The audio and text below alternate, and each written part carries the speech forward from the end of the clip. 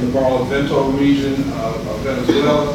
So his interest is not simply in only doing the intellectual and academic work which he's responsible for as a faculty member, but also trying to engage students and get students engaged and involved with what he sees as important diaspora issues. We are happy to have him here because the subject that he's covering is one that has been touched on in the past in some very, very tangential ways. I mean, those of us who have been interested in the anti-apartheid movement were very aware that folks in the South Pacific wanted themselves to be considered as part of the diaspora, the African diaspora, and very, very forthrightly put forth their claims to have been African peoples. We know that politically, or the political identification of people in Australia, New Zealand, in Vanuatu, has been as black people, and they talk about that in the political sense. So we are very pleased because Professor Swan has translated some of those commentaries, some of the information that's out there that has not been collated or collected well, and put it in a form so that we'll be able to get a better sense of what it is. He already has distinguished himself as a young guy. He just mentioned that he now has been awarded another fellowship, the association, the ACLS, yes, of Learned Societies. What is the AC for? The Council of Learned Societies Fellowship, a very prestigious fellowship, and right now he's trying to determine whether he's going to go to Harvard or Smithsonian to continue to do his work. I'm encouraging him to stay at Smithsonian, given the winners in Boston, and hopefully he'll take that sage advice. But more than anything else, I want him to be able to have a conversation with you all, because this community has been very, very kind and helpful to our visiting scholars. So we're going to make sure that we leave time in the after moments of his presentation to give you an opportunity to engage, to share work that you might be doing, and to get a sense of where he's going to go from here. So please help me in welcoming Professor Keith Swan.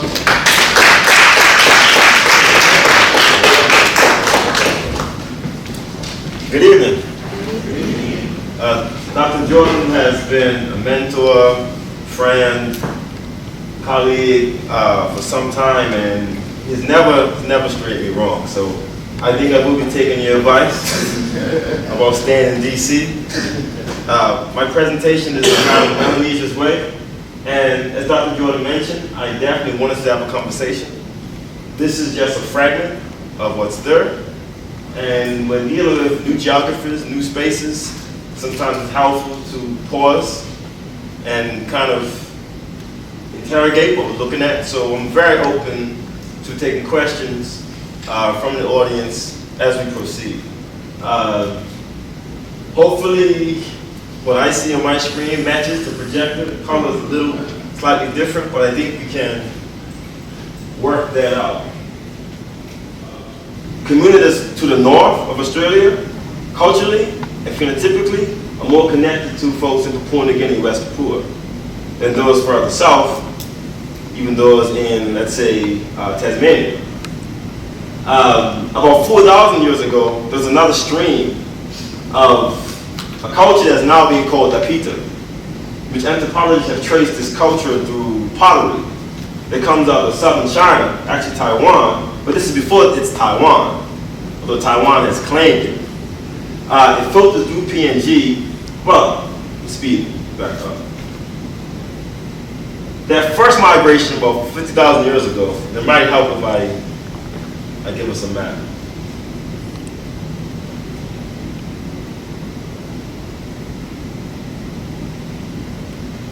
They somehow come south. Some go into Australia before the water's there.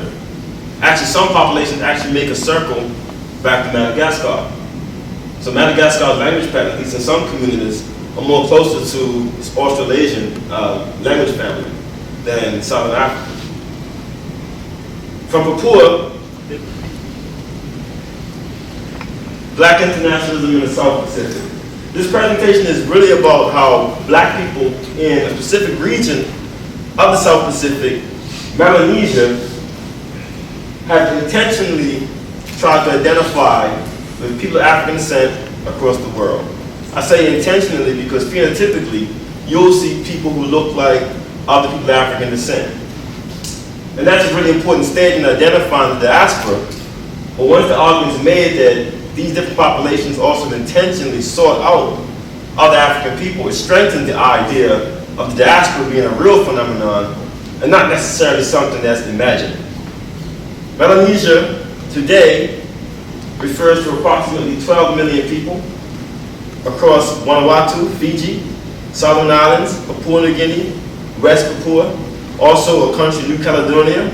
But Melanesia itself is a term that Europeans created, so it doesn't really define the diversity of black and brownness that was in the Pacific before Europeans invaded. In other words, Australia, or blacks in Australia, could have been considered Melanesians, but Europeans didn't define them as being so.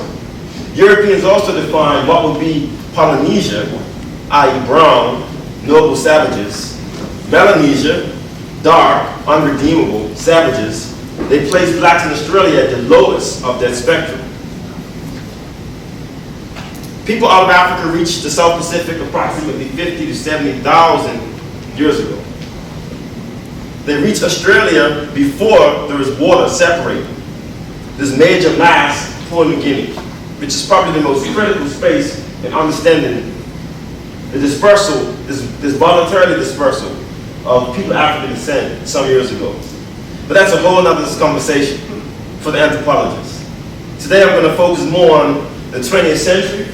This photograph is from the late 19th century. It's from someone the Europeans called Cannibal Tom. Now, if you didn't know where this photograph was from, where might you put this person? Jamaica. Or maybe the Caribbean. And this is not atypical. This is just one fragment. Afro pick, this is late 19th century. Late 19th century. So in other words, when we fast forward to our discussion on black power, black people in the South Pacific already had a tradition of afros.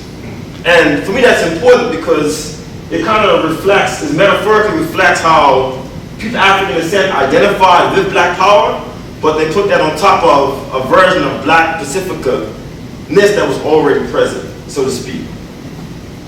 When blacks in the South Pacific endear themselves towards Rasta, this is not only a quote-unquote copy of blacks in the Caribbean, but it's also drawing on an older cultural practice that some may or may have not forgotten. It's already there. Once again, this is early, this is late 1800s.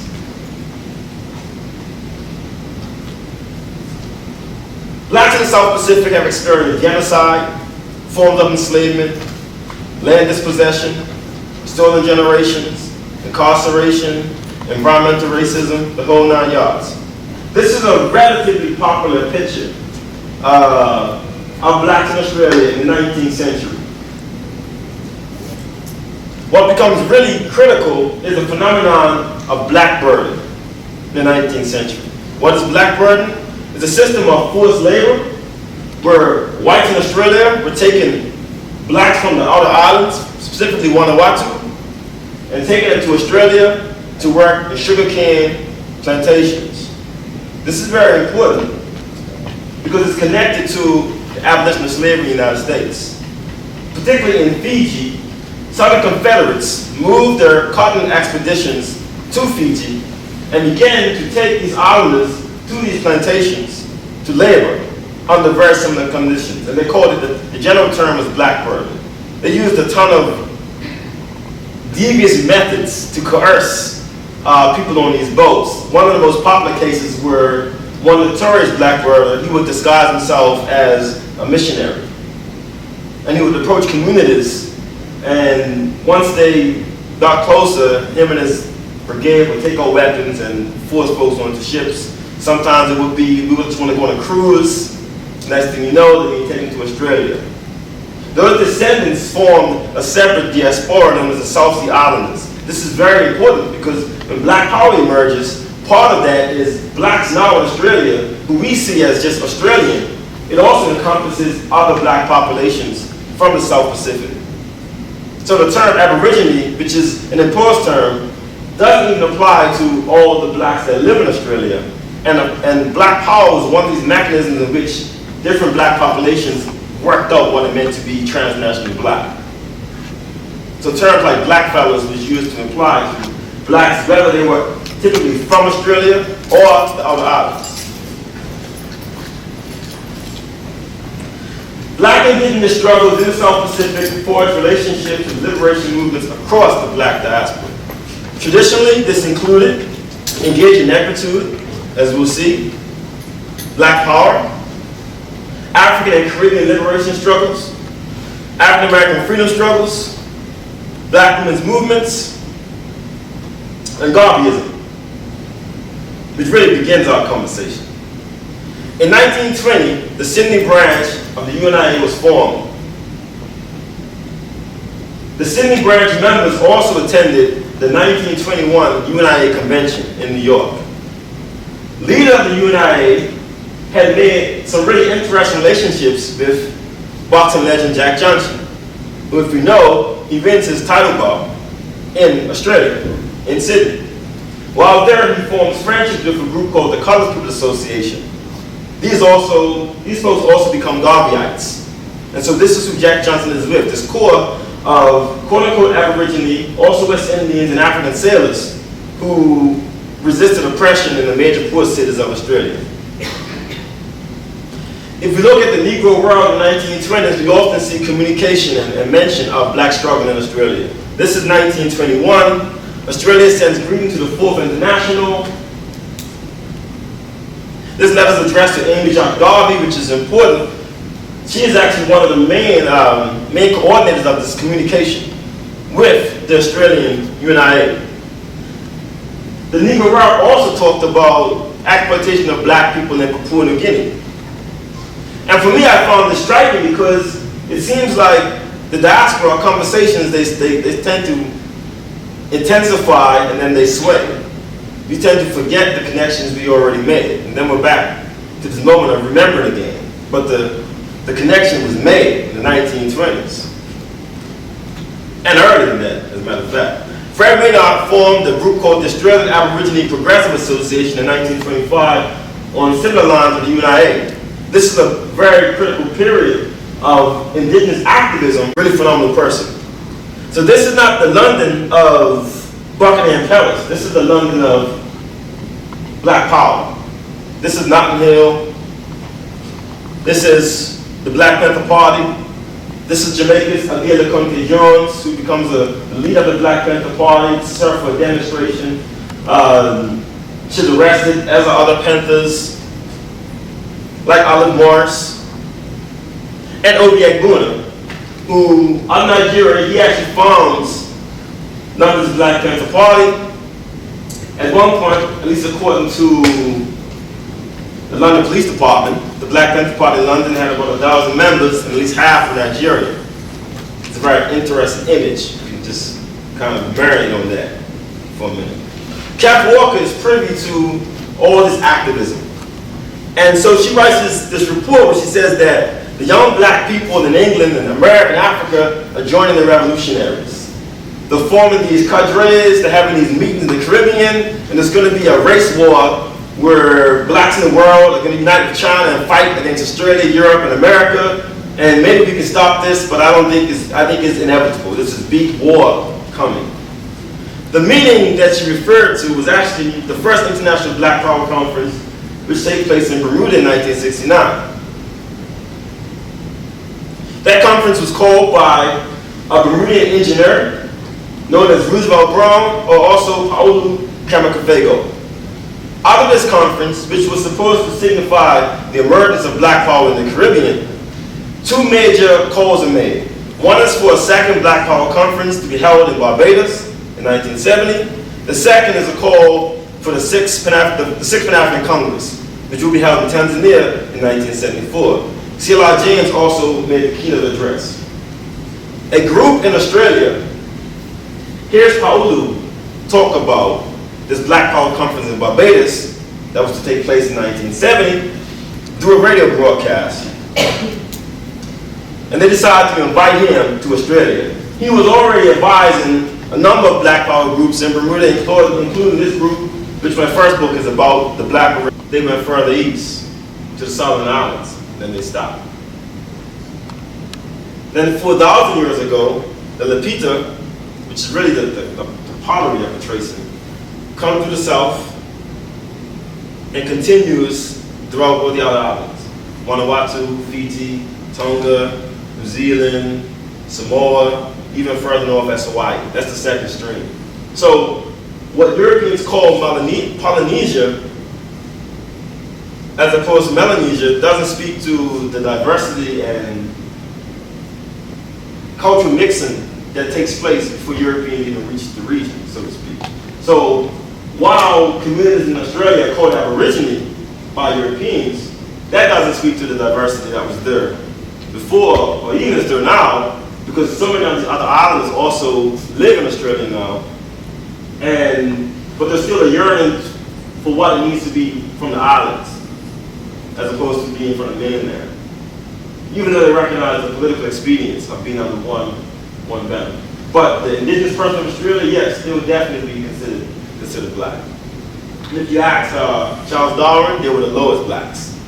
They were the most, they're not even human, so to speak.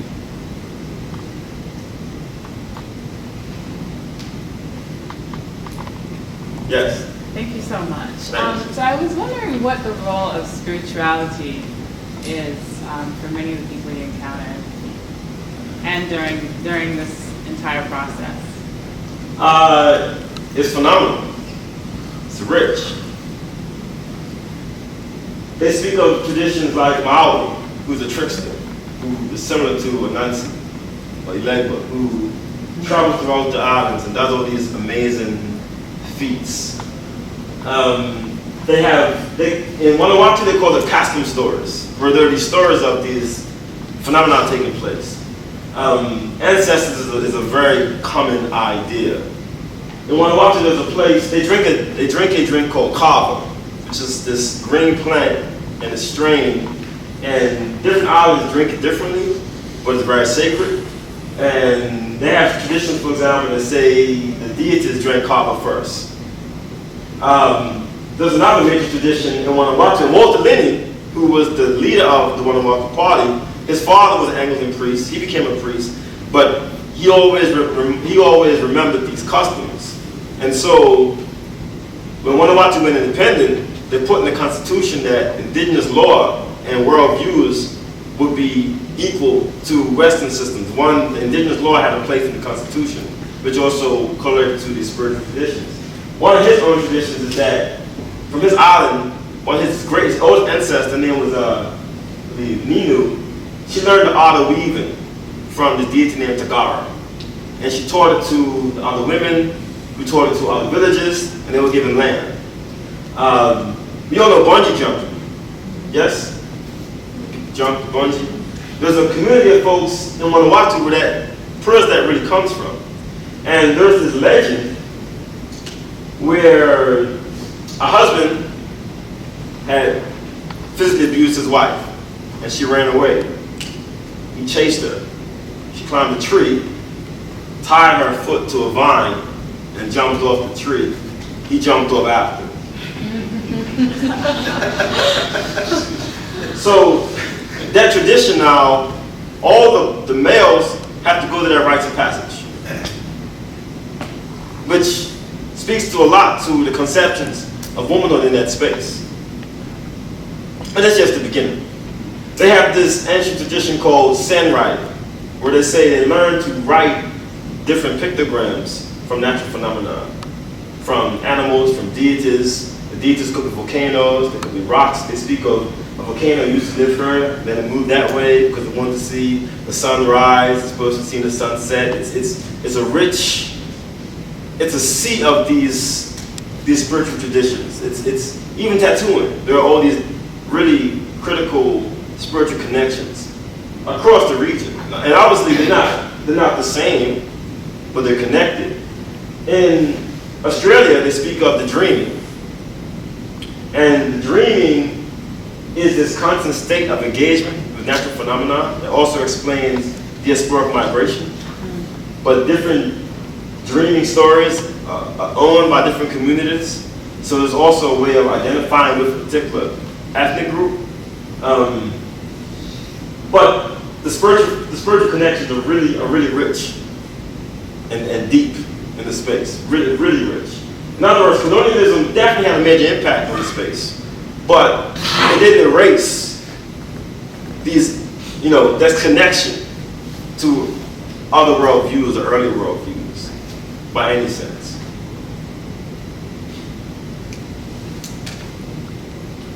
Johnson.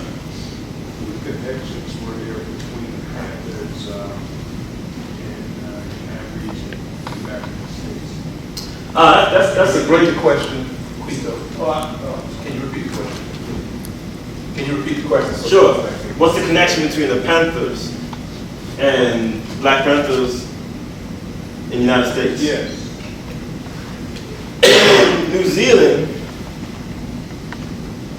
one of the connections was definitely through imagery and through literature. So Black Panther literature is being read consistently. Bobby Seale's works, Aldous Cleaver's works, So Nice, very popular. In New Zealand, a group of Maori activists, well, actually not just Maori, but they were from other islands. They formed a Polynesian Panther Party. Australia's Black Panther Party, they also utilized the 10-point program and applied to the condition. They created police watches, police patrols. The 10-point program by the Black Panther Party, United States. Adapted, or was it the same? Pretty much the same. Because land dispossession was there, police brutality, incarceration. They looked at it and said, this is, we have to change a single mind. Because it's pertinent. I think that also speaks to the power of Black power in that the symbolism of it was clear enough that it could be applied. Now in practice, obviously, they embodied, tactics that were fit into their spaces. But in terms of the larger ideals, they saw a clear synergy. But there were attempts of Black Panthers to travel to Australia. Angela Davis is probably one of the most popular. But she comes to Australia not really at the height of the Black Panther Party, but her work is being referred to by activists such as Bobby Sykes from Australia very consistently. So the political prisoners, George Jackson, these folks are very visible. So there aren't always these really direct material connections, so to speak, but the ideological connections are really clear. Really clear. Ask a kind of follow-up. Sure. You mentioned that they were, so they're getting these books and all this. Where's this coming from? How they get? A few bookstores. Okay. As a matter of fact, the student bookstore at the University of Papua New Guinea was considered a problem because they just had the books. There was a strong Communist Party in Australia. Okay. And while Black Australia looked at the party with a lot of suspicion, the party still created spaces for countryman literature and media and newspapers to flourish. Another really popular way was African American GIs who remained in Australia, and they also were these major conduits of literature as well. Sailors? Some sailors, some former soldiers who stayed alone, and that's a great question because it's a tradition of that. So in the 1920s, someone who described himself as an exile in Sydney writes to Carter G. Woodson. And he says, I have the African Blood Brotherhood's Crusader, Negro World, I have the Emancipator, which is by W. Domingo. I have the Journal of Negro History. How can I get more of this literature? So those networks of the literature, that's a theme, a running theme that I think maybe good in different fits and starts, but it's a constant way in which literature is passed along. And there are also folks who travel to the United States as well in other spaces, as poets, playwrights, sometimes activists, also students. We typically took back. So, for example, those in New Caledonia, they typically started in Paris. So, from Fanon to Negritude to that literature, they're going to take that stuff back. And hopefully it's not confiscated at the airport, which typically happens as well. Was it houses in Palau, or was that too far? No, Palau is connected as well. And once again, for me, this is a fragmented discussion. What's coming out of places like Palau and Micronesia and the Marshall Islands, at least at the forefront, is the nuclear testing that's taking place in the region. And we tend to think of, we remember the bombing in 1945 in World War II as the end, but it's the beginning for the Pacific. Micronesia is bombed, hundreds of bombs dropped in Micronesia, hundreds. And activists from this region are very vocal about the health impact, the negative health impact that it has, particularly the creation of what they call jellyfish babies, which were these children that were being born from radioactive regions that were deformed, and the United States has denied this, but this was a common report from many of these spaces. So Palau is definitely a connection, and the nuclear-free conference that takes place in Fiji is activists from all across the region, and also the women's conferences. There's folks from all across these islands. They really interesting, were able to, at least in those spaces, work through these divisions that Europeans had created in terms of you're up there and you're Micronesian and you're not us.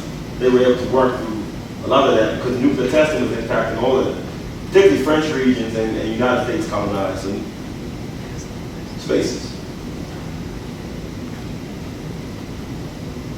Yes?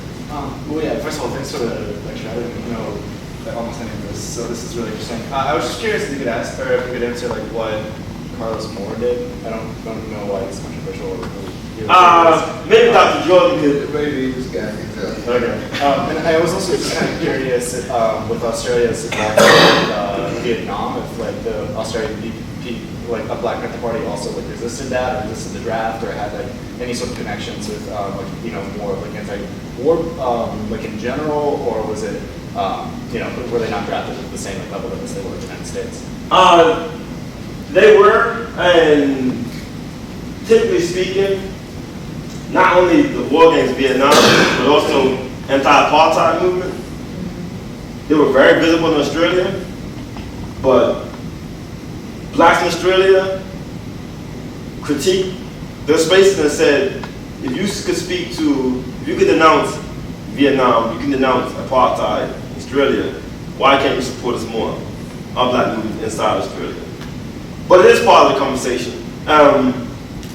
To the point that, for example, in Vanuatu, and many of these activists' writings, they talk about, if you don't give us independence, this will be another Vietnam. Or this will be Algeria. You're pushing us to this point. And there were a number of Vietnamese that had been indentured servants or laborers, really laborers rather, working in these spaces that were seen as a threat. So during Vietnam, the French actually sent a number of these Vietnamese back. They kicked them out of Vanuatu after a number of these folks had galvanized around Vietnamese issues, and they were guillotined in the 1930s actually. And so that also created an interesting space because you also saw these connections with other Asian communities as well. Which once again, for me, this is a fragmented discussion because there's so many other streams and complexities that really need to be explored. One of them, for me, one of the most critical is that the creation of the Atlantic takes place at the same time the Pacific is being created. What I mean by that is not the indigenous communities that were there prior, but our notions of what race is, at least how Europeans developed one notion of race. The Pacific is always part of that conversation. Even when we talk of the Berlin Conference, for example, the Pacific is part of the conversation. For example, Britain is giving Egypt from France because Britain says, okay, France, you can have New Caledonia, and French Polynesia, a part of the same deal. Germany's first colony is East New Guinea. Before Germany, East Africa, New Guinea is first. This space is part of the conversation. We can't speak of the Panama Canal and not talk about the Pacific. What's the point of the canal? This isn't part of our conception, but it should be. So once again, for me, this is an avenue of opening up even broader questions or conversations about geopolitics. Indonesia is a part of this conversation as well. Indonesia is a critical colonizer in West Papua, which also then overlaps to a particular Bandung conference. Because at Bandung, as a matter of policy, it was accepted that participants at Bandung would accept Indonesia's rights, quote unquote, to West Papua. But blacks in West Papua resisted that, and they also sought out support from blacks across the world with really strong statements like, Negroes in West Papua, we need your help. We need help from African brothers and sisters in the 1950s. If you fast forward today, it's not so uncommon to see Facebook posts of West Papuans speaking of violence in their communities. That's a long-standing conversation that we were a part of. We just somehow forgotten. I'm going to give him some reference on Carlos Moore. Oh, absolutely. The reason nobody wants to talk about Carlos Moore because nobody knows what to say about Carlos Moore. Carlos Moore was an extremely talented individual from Cuba who was a linguist. And he spoke French, Spanish, Portuguese, and he then became involved with Africa and learned many African languages as well.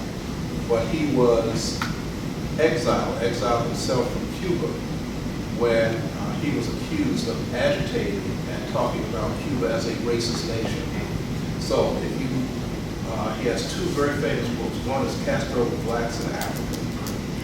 The other is This Bitch of a Life, which is a biography of Fela. He also was the editor of Présence Africaine, which was one of the most important cultural journals that ever came out of the diaspora. But he also turns up in Angola, working for counter-revolutionaries in Angola who were backed by the US CIA. So that's where you begin seeing people try to figure out really who this guy is. But he continued to denounce Cuba. He claims they put out a hit on him, and he runs around the world. He then contracts cancer, and then goes back to Cuba to get treated because they have the best health care. So it's that's the movie that hasn't been made. If you make a movie about this guy, it would be fun. Yes, sir. I've rarely been to a lecture where all of the information is entirely new to me. Thank you for that. Well, thank you, Dr. Jordan, for bringing you here. Two questions. One is, what is the political and cultural legacy of the movements you've talked about today? Are there connections with the African Union or things in the United States? That's the first question. And the second is, if you were giving advice to someone who is ignorant, as I've just confessed myself to be, about how to get up to speed on this, what would be the books or articles or scholars that I ought to know about?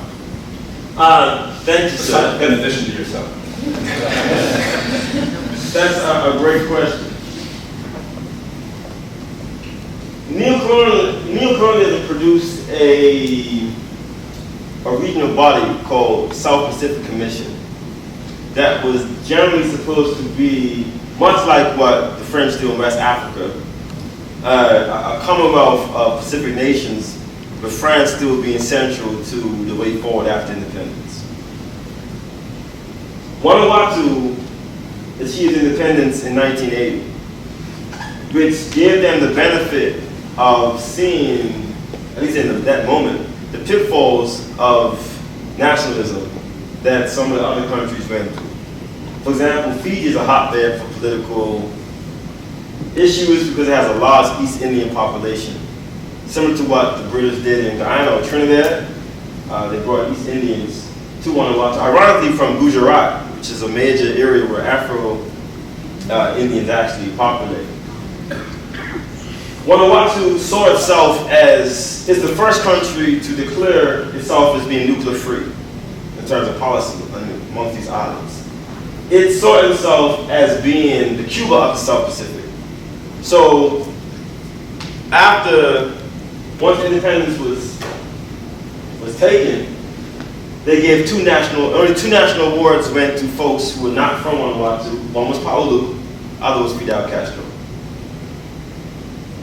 As opposed to just joining the South Pacific Commission, they created a Melanesian spearhead group, which was supposed to be this regional wing of Melanesia so that they could engage the world as one Black Pacific bloc, which includes Papua New Guinea, Solomon Islands, Fiji, and technically New Caledonia, but they're still a colony of France.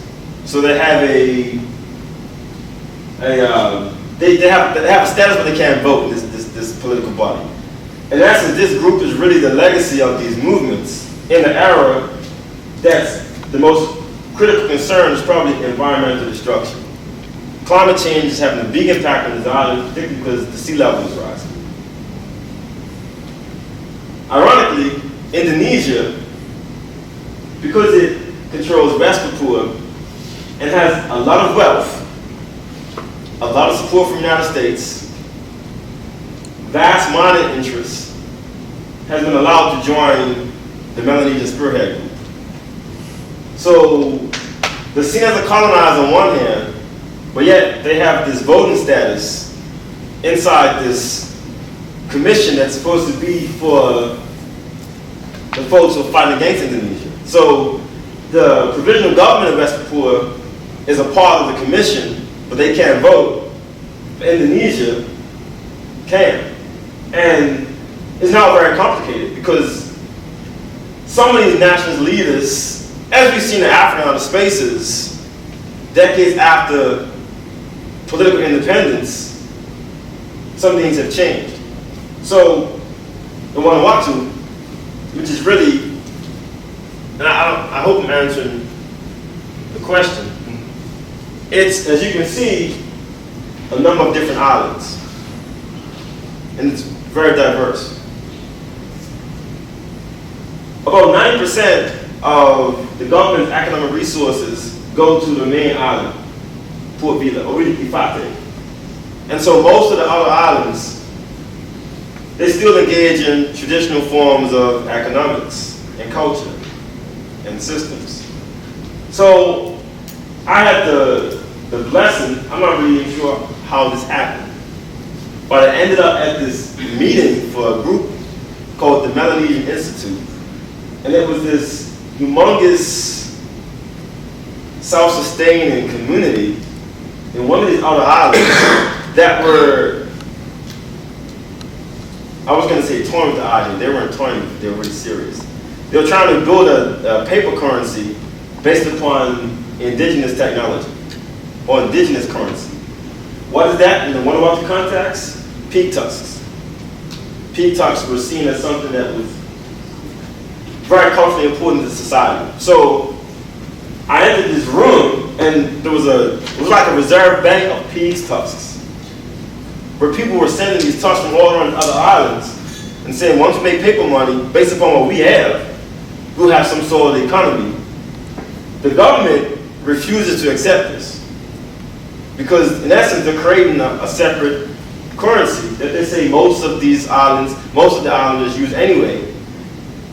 And there's a ton of young people that are involved in this process. They're also reteaching the islands the ancient sand writing. A lot of Europeans would say you had no writing, they had writing, and they're teaching the youth the spiritual systems. And there's this clash that's about to take place.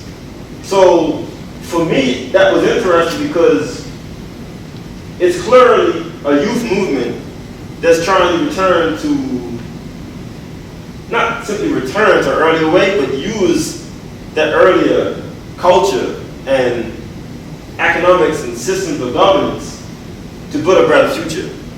And the whole position was, if we can do this here, this can be a tool for other indigenous peoples across the world. So they very much still see themselves connected. But once again, the most visible expression is environmentalism. While I was in Fiji, there was a group that had canoed from Tonga all the way to Vanuatu. And they were denouncing deep sea mining that's taking place in the region. While I was in Australia, one of the biggest issues affecting black people is deaths while in police custody. And I was there during the Mike Brown incidents. In Australia, it was the G20 summit. These communities were denouncing police brutality and engaging our experiences here. But it's not really reciprocated. And in my opinion, these communities are still trying to make these connections and they're still aware of we're going to these similar experiences, but there is a disconnect that's there, which is problematic. Because I think on both sides of the oceans, there's a lot that can be learned from these varying struggles. In terms of scholars that are working in this region, there aren't many that are really working on the political dynamics and connections. There's one book that came out, it's called The Black Pacific, but it's really about diaspora and activism in New Zealand. It's not really about the wider Pacific, but it's by an author named Robbie Shillian. There are some interesting dissertations that are coming out on Black Power in Australia. I've written a few articles about Paolo in the region, and I'm working on a book now, which will be titled Melanesia's Way. It's not ready yet for public consumption, as they say, but I'll be willing to share with you what I have. There are other authors. Usually, most authors describe cultural connections, the music, and some are journalists. But it's really hard to, there's no real concise work that connects this experience to the larger black world. A great book about black burden is Gerald Horne's White Pacific. It's probably the best work on black burden. And there's another author named John Maynard, who actually is the grandson of Fred Maynard, who was a UNIA leader, who's written extensively about Garvey in Australia. And I can say in his work if you be sure. What do you think of Joseph Harris's African destination? I think Harris was really important. Myself, Dr. Johnson, were students of Harris, and Harris's conception of the global diaspora helped me identify this space. And I think how Harris pioneered the understanding of the African diaspora in the Middle East, this is another element. But what's striking is one of Harris's teachers, Merce Tate, who was the first woman in political science PhD in the country, was a stalwart at Harvard University for quite some time, did some really critical works on black populations in New Guinea, Hawaii as well. So that would be another person. Her work was primarily in the 1970s, but her work has largely been forgotten in the larger body of international relations and black communities in the South Pacific. So Harris is connected to that tradition as well. Point out the film too. Leroy? Black Panther Woman. Black Panther Woman. It's about Black Power. And you all showed it here. Yeah, we showed it. That's what Alex came to. So we have that film. It's a film about the Black Panthers in Australia and the gathering where they come back and reconnect with Panthers from Israel, India, and other places here in Catholic People's House in the U.S. But it includes the video walker that you saw on the screen. And there's a documentary on the Polynesian Panthers as well that came out a couple of years ago. Thank you. Hi, I'm a grad student here, and I actually study international solidarity during the 1970s. And I'm curious what kind of international connections beyond Black internationalism these groups in the South Pacific were involved in. And I would assume that they were involved in nuclear disarmament and things like that. But was there any connections with, say, the people of South and Central America in the 1970s and 80s, especially maybe indigenous groups that were like the Mapuche, something who were struggling against neocolonialism at the time? Yes, and actually,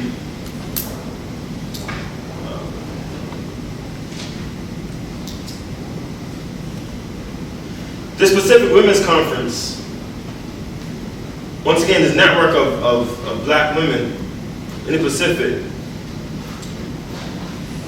they were part of a larger network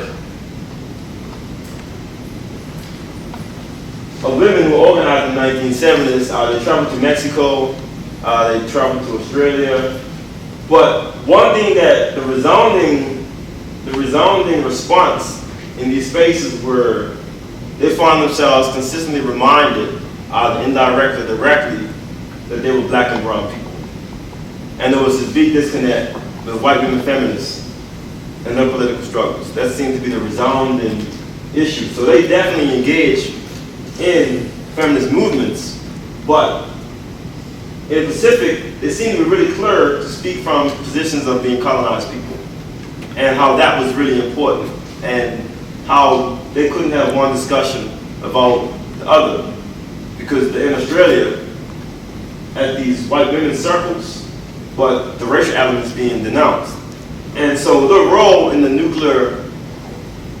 anti-nuclear movement was really critical, because until 1975, the notion was nuclear-free Pacific, but they challenged that and said, no, it should be nuclear-free and independent Pacific, because we're colonized. And for us, the nuclear thing is not just about the environment, it's also about political sovereignty. So they also played really central roles in some of these other movements. The nuclear-free one probably being the most long-standing, and which runs into the 80s.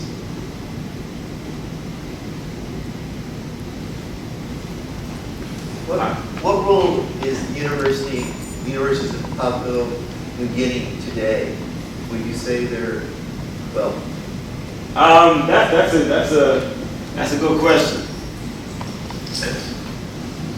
It seems like PNG is a really interesting country. A really interesting country. As in other spaces, it seems like the governments are putting resources in other areas. And the money trails is going towards big business. The discussions of culture and history are largely taking a backseat to other questions of labor, other questions of youth development, to the point that even down to the public school system, the narrative of independence is not as widely taught as it should. So the programs that have this memory, and I'm speaking very general, because I don't know to the extent, but just in my brief experience, they're not being supported as much. So it's a challenge to actually move to those spaces. But at the same time, it's really important because there's a lot of, for example, the archives in PNG, there was a fire that took place maybe a year before I got there, and they didn't have the resources to, fix it because they needed the funds for other areas that they felt were more of a concern. So the historian or scholar may be upset, but the reality of it is, what can you really say? So the universities are holding on, but they most definitely do not have the same political bite that the man had in the 1970s, by any stretch of the imagination. In my opinion. Okay, so we don't want to use him up. He's got some research to do. Please join me in thanking.